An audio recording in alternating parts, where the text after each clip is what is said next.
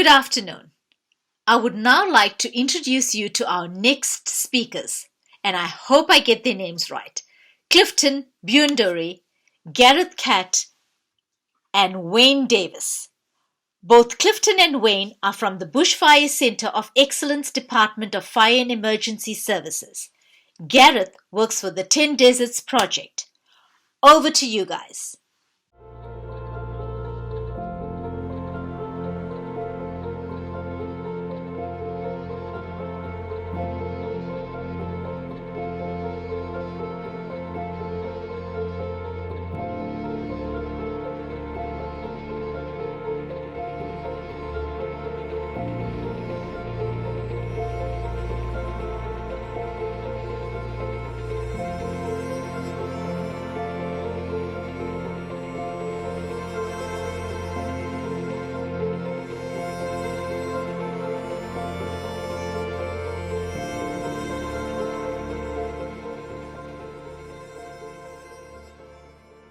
I'm Wayne Davis.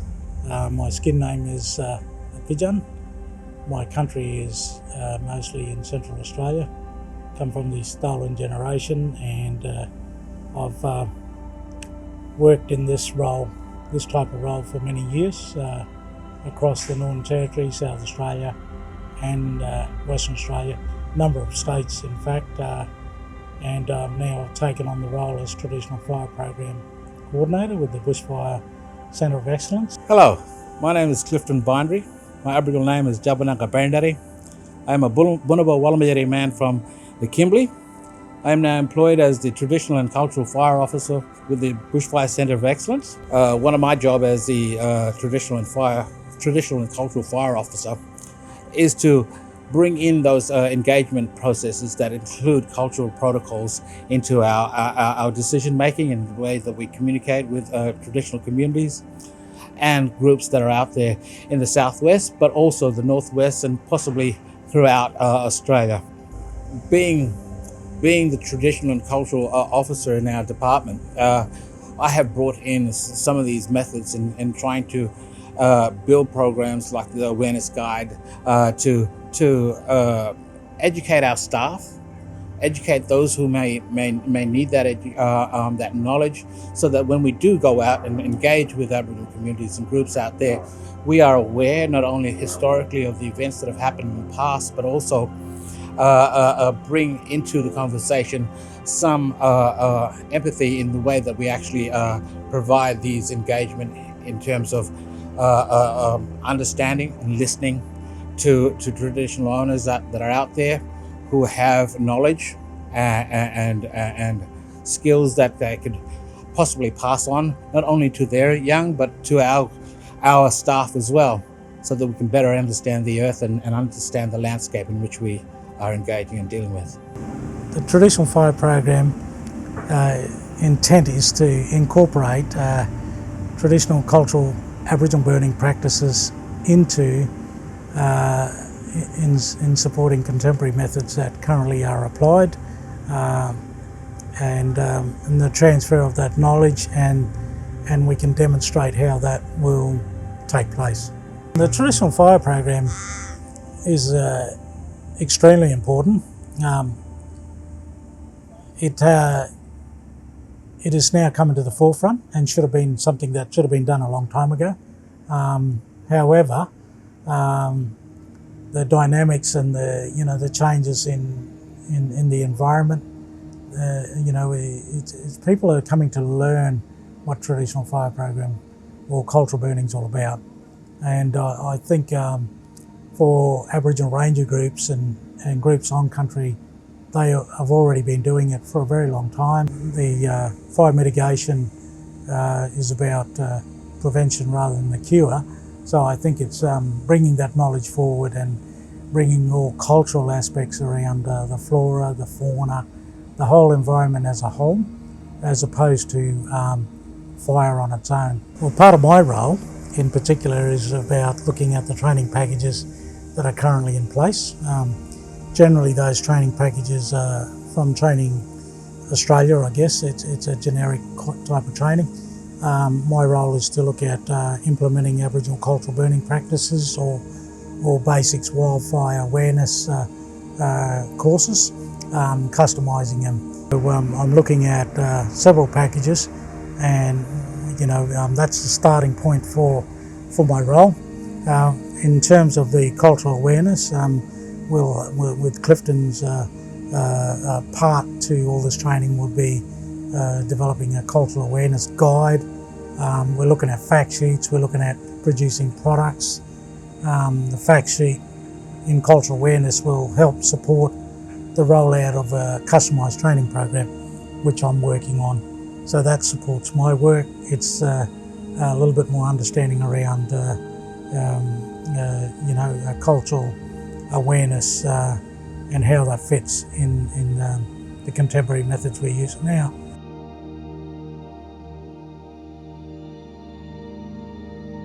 I'm Gareth Catt, I'm the Regional Fire Management Coordinator for the 10 Deserts Project. The 10 Deserts Project is a collaborative project between Indigenous land management organisations across Western Australia, the Northern Territory and South Australia, working to increase the capacity of Indigenous rangers to look after country. When I think of traditional fire management, I think of people's interaction with country, which span thousands of years. Rather than being framed in the terms that we use now around managing the land, it's more a way of being with the land and interacting with the landscape over time. So as people moved between campsites or different locations, fired country, to clear the way, clear the path if there was vegetation in the way. Using fire use was also a part of maintaining hunting grounds, promoting regeneration of different plants, which might have been of value for other humans or animals. It's also a very important communication tool, but most importantly, it's a way of connecting to country and place, and the spirit of that place. So, working on country, a lot of people approach it trying to tick the boxes that their project or their funding is aiming to tick off. So, you might approach a community or approach a particular project with a set of outcomes that are predetermined through a funding source. That doesn't necessarily respect the drives and the motivators of people who are already on country that you might be wanting to serve and work with. I found the best approach is to try and find what's motivating the people that you're working with rather than coming with your own predetermined set of ideas. So for working on country with looking at fire management, people have got a lot of pre-existing skills, pre-existing knowledge, and also expectations of what that means and that looks like. Trying to find ways to learn about that and understand that best before projecting your own ideals, own ideas and own motivations onto other people is really important. Indigenous people have a lot of knowledge. They've been working on country for a long period of time. They have their own ways of doing things, and respecting those is very important. A lot of people often talk about two-way learning, so trying to learn both ways, actually understanding what that means and genuinely valuing two-way learning is really important. So a lot of times people will go in wanting to do a teaching process or a learning process that genuinely respects the other side but have very little clue of how to actually implement that. And we can often talk too fast, we can rush over concepts, and in doing that we can devalue what you can learn by taking the time to build genuine relationships and spend time on country with people. There's very different learning systems and belief systems that exist in Indigenous Australia. Valuing those and taking the time to understand that people are approaching a concept from a different angle is very important. Delivering training on country in place is really important. So one of the things that you can do is create a situation where the concept that you're working on, which might seem really well constructed and straightforward, becomes quite abstract. So delivering training in place is really important. So with the right people on the right country at the right time. We found that the best way for us to deliver training is to follow it up very quickly with a practical component so that training can be enacted and enabled, and people can get a genuine experience of what it means to understand that concept. So one of the things that we're doing which pushes the boundaries a little bit is aerial burning. There's some technical training that goes with that. It's not particularly difficult, it's not very hard, but it is a series of concepts and technical skills that people need to understand before they can undertake the work. To be able to couple that with genuine work, meaningful work, directly after the training, helps to make sense of those practical skills which people have acquired. One of the common mistakes that people make when they're working with communities is that they make assumptions when they're stepping into community. Assumptions that people might not know that this might be the first time that they're exposed to an idea, but also one of the common assumptions that people make is that the next community that you're going into is the same as the last community that you've been in. Remember that everybody's on a journey, and trying to understand the point that people are at when you walk into that space is really important. Take the time to do that, take the time to build genuine relationships, and you'll be much more effective in delivering education on country.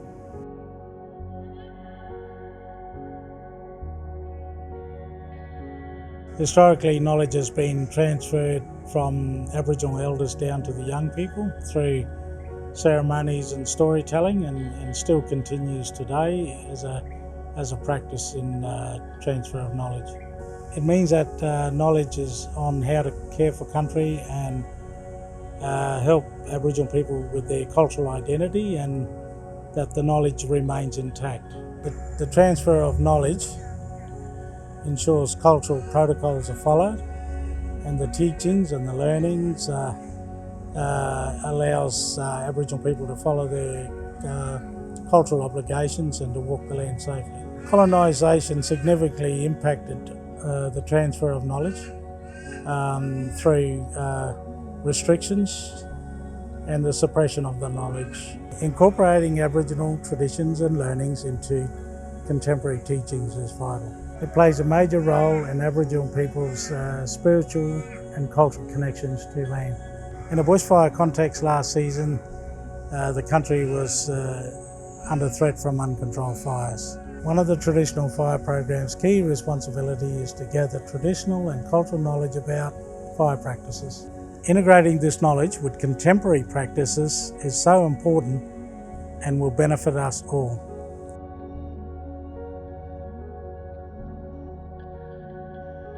Cultural awareness is to build some understanding around the historic events that have happened with Indigenous peoples across the country, in Western Australia as well, and bringing that to those who may not have that understanding. Having that cultural awareness, the understanding of another people's history, brings that to the coffee tables, to the office tables, so that we can have this dialogue that creates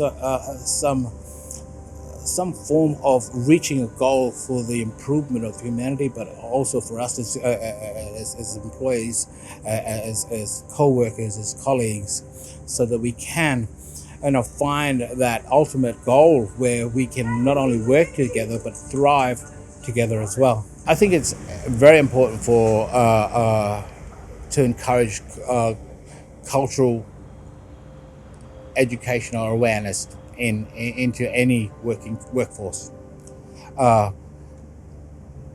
because it does a few things. It not only brings about an awareness within groups, but if you're a state department and you need to engage with the community, certainly a percentage of that community will be Aboriginal groups, and Aboriginal groups generally engage with each other in a very cultural way, and they use those protocols to engage with each other. And I encourage you, whether you're doing whatever program you might be doing, I encourage that you do some cultural awareness. If you are going to touch base with any Aboriginal group out there, do some cultural awareness training, because it will not only help you engage with the groups that you're targeting or focusing on, it will help you bring about a problem-solving platform that not only gives you engagement, but it will help you build on new friendships and new networks and new working groups for the future ahead. But each of these, you have to treat each group as an individual group, and each individual nation that has their own cultural protocols and own cultural processes and decision making. I recommend that, if you are in in the regional areas of Western Australia, you learn about these different protocols and learn about the different groups and their history. It'll not only give you a good standing in those communities, but it will also it will bring you closer to developing good partnerships. Once you have learned these protocols, know who they are, the groups that they are, and what languages they speak, and what form of kinship system protocols they use. These are very, very important parts of Aboriginal society, and the way they engage and the way they work on a daily basis. Learning about these things will not only just help you get your projects or get your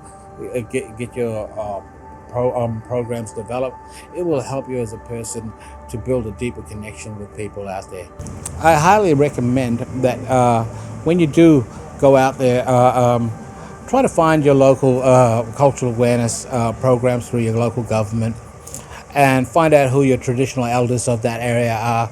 Generally, there are cultural awareness programs out there that can help you not only understand the local area, but from a broader sense, Aboriginal history. There's no doubt in my mind that you will not only find yourself instilled with tools of communication through a cultural lens, but you will find yourself a much more whole person, understanding the local history and having that cultural awareness.